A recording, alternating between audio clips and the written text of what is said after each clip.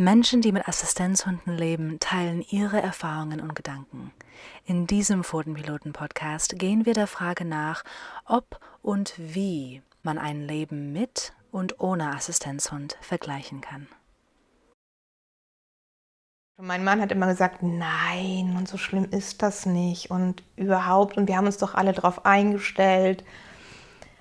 Aber es musste immer einer irgendwo mitkommen. Das heißt, so wenn Einkauf notwendig war, musste immer ein Kind mit, weil mein Mann ja in der Woche nicht da ist. Viele Aktivitäten fanden nicht mehr statt. Wenn wir irgendwo im Urlaub waren, musste mal geklärt werden, ob es irgendwo einen Platz in der Ecke gab. Dann haben die immer per Handy gecheckt, wie hoch frequentiert zu welcher Uhrzeit welche Lokalitäten sind. Ja, es war schon ätzend. So, es war für die ganze Familie ätzend. Und mein Mann hatte dazu oft Angst, dass was passiert. Gerade auch, weil er ja in der Woche nicht da war und es ja auch Situationen gab, wo er dabei war, wo er einfach nicht schnell genug war und ich dann zum Beispiel einfach aufs Fahrrad bin und so schnell konnte er gar nicht gucken, weg war ich so. Ich habe mir mal einen Arm gebrochen, da war er ganz in der Nähe. Also da habe ich mich einfach vor einer Frau so erschrocken, dass ich dann so blöd gefallen bin, dass der Arm gebrochen war, einen Tag vor Weihnachten.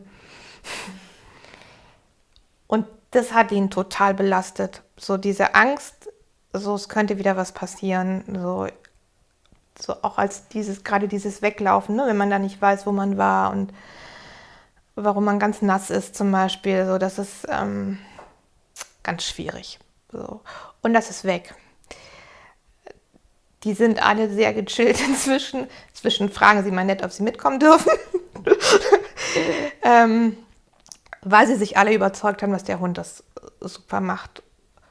Für meinen Mann war das bei dem ersten Einkauf, den wir danach gemacht haben, so ein Aha-Erlebnis. Da kam nämlich die Durchsage, dass wer die Parkscheibe vergessen hat, müsste ganz dringend rausgehen auf den Parkplatz. Und das wäre normalerweise eine richtig doofe Situation gewesen. Ich kann mich ja nicht alleine im Supermarkt lassen.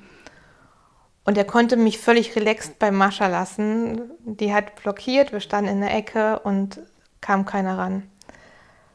Und es war für den so, da hat er gemerkt, was das eigentlich bedeutet. Und dann hat er das die ganze Zeit beim Einkaufen beobachtet. Ich habe gesagt, er soll uns mal machen lassen. Und der war hinterher so gelöst.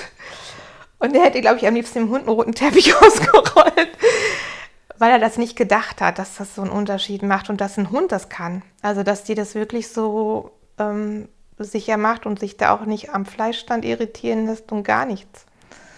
So. Also ich fühle mich draußen sicherer, weil ich merke, ich bekomme mehr mit. Wenn Kinder schreien, wenn jemand hinfällt. Normalerweise ist das ja so, was hinter mir ist, bekomme ich überhaupt nicht mit. Das ist totes Gebiet hinter mir. Und dadurch ist die Aufmerksamkeit nur nach vorne gerichtet. Und wenn ich sehe, ist da schon wieder toter Winkel. Ich bekomme nichts mit, was außerhalb der Augen passiert. Und mit der Wiener bekomme ich mehr mit. Auch bei der Arbeit, wenn jemand an die Tür klopft.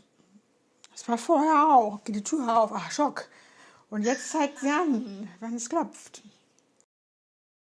Der Hund strukturiert, ich bin nicht mehr arbeitsfähig, der Hund strukturiert meinen Alltag.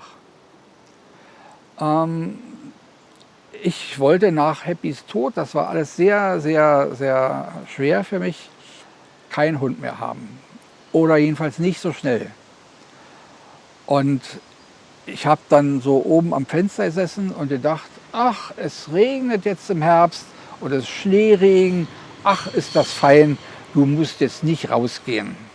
So, und wenn man sich das ein halbes Jahr gesagt hat, dann ist man irgendwann an einen Punkt angekommen, wo man sich fragt, naja, was willst du mit deinem Rollstuhl eigentlich noch draußen machen? Mal die Straße hoch und runter fahren, gibt keinen Sinn. Ich kenne auch keinen, der mit seinem Rollstuhl einfach mal nur um die Ecken rollt.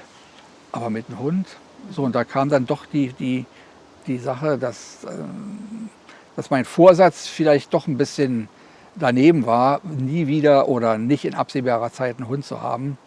Und ich muss sagen, ich habe da wirklich den passenden So denke ich jedenfalls gefunden. Ja. Dieser Podcast wurde von der Aktion Mensch gefördert. Wenn Ihnen unser Podcast gefallen hat, teilen Sie ihn bitte.